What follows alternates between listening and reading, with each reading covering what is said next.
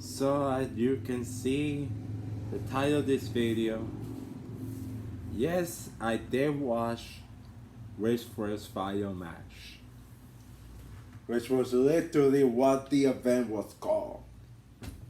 So this was Riffra's quote unquote last match in Stark as aired the day after SummerSlam. Since it was in Nashville, they had the event in Nashville. Boy, I feel so much for that rest of that card. For pretty much all the match card, because the wrestlers actually put good effort into it actually. But it's like you can tell most of that crowd, they were really there for one match. And one match only. I mean, literally, this is what the event was called. Those crowd in Nashville wanted to see Ric Flair. They wanted to see the Nature Boy for the last time. Maybe. And it's like, I knew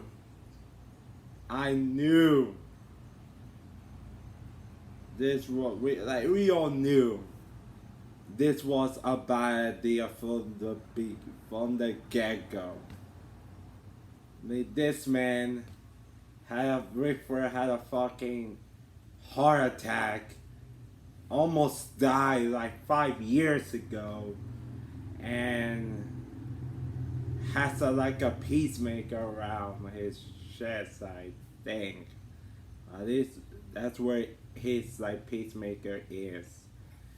And that was why he was wrestling a shirt, because he could keep taking off some of it and exploit it for some of the whole world to see. Like, oh boy. And for the people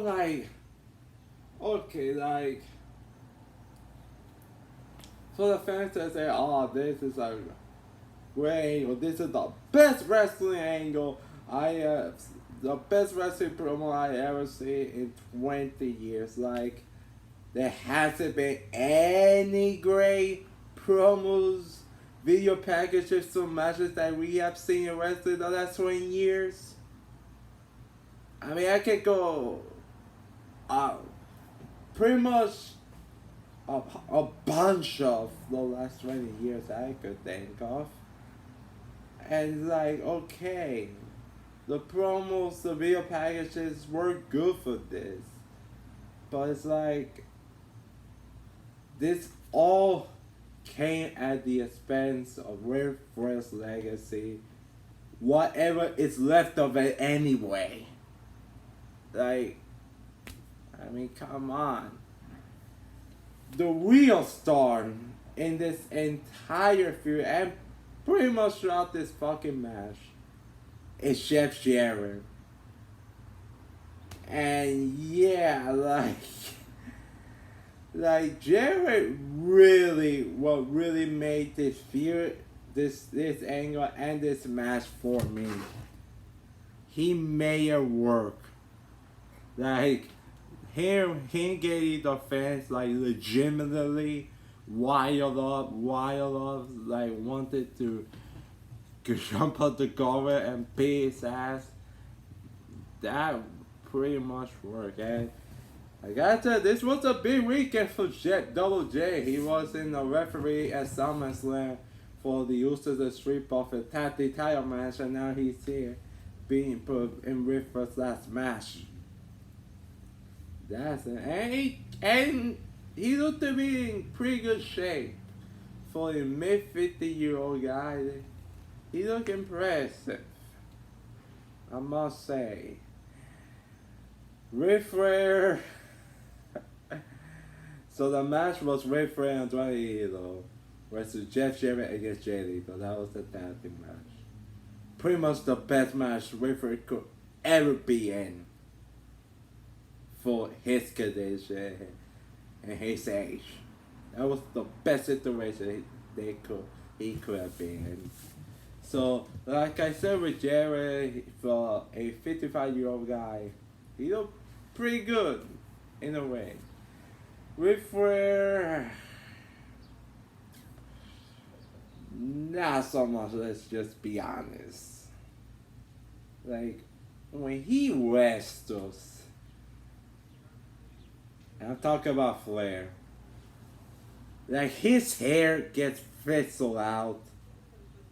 Like it reminds me of E.T. Marshall in some movies that he's been in.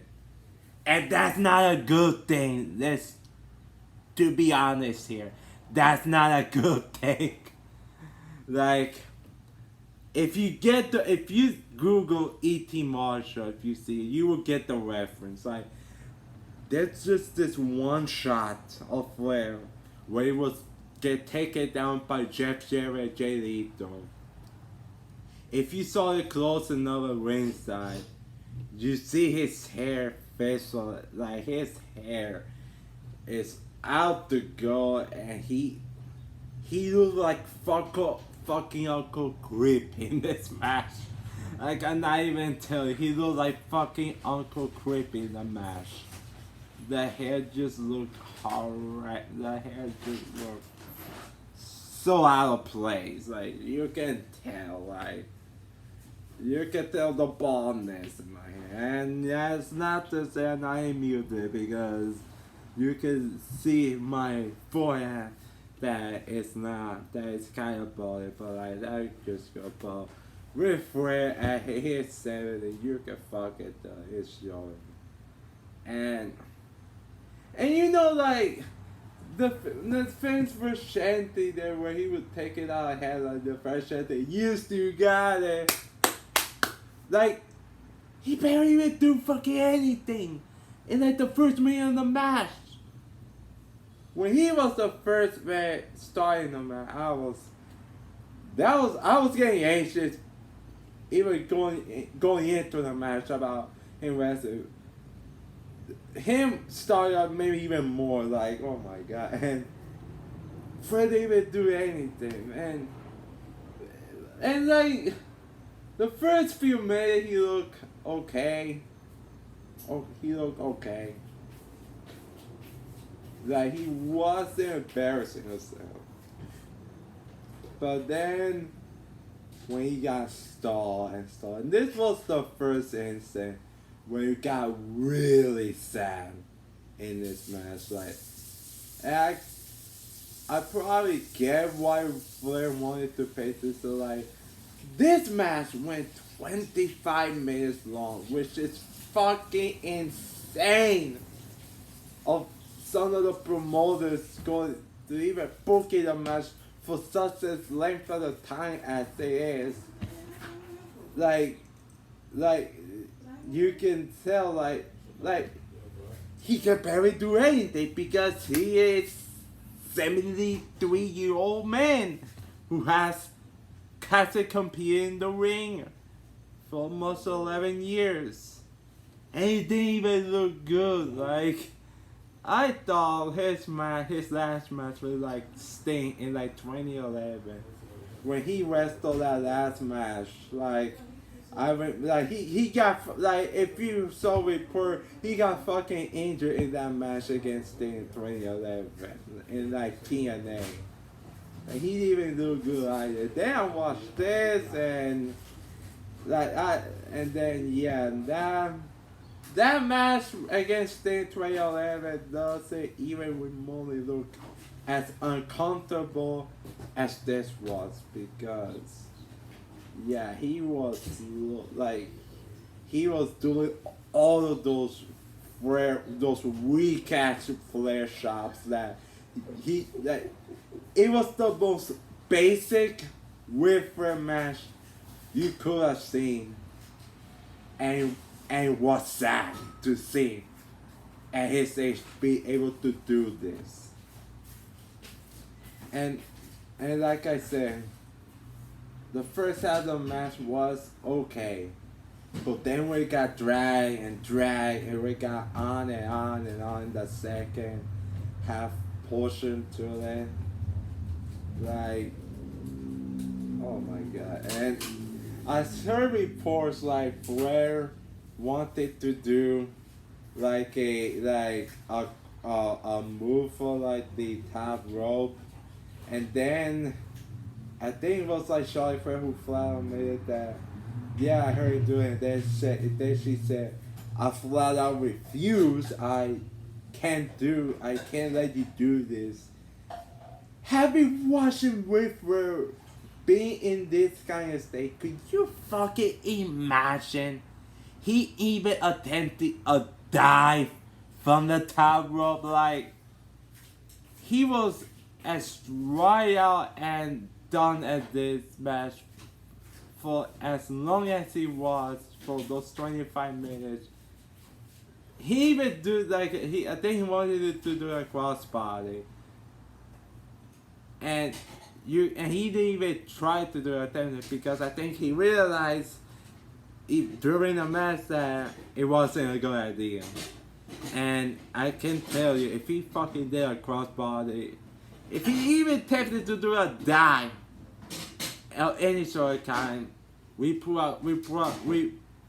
probably seen a fucking death in this match. We would have seen a fucking tragedy death in this match. And that was the best thing that you could have asked for this match, honestly, is that he didn't die. That's the best thing you could have asked for, is that he didn't die.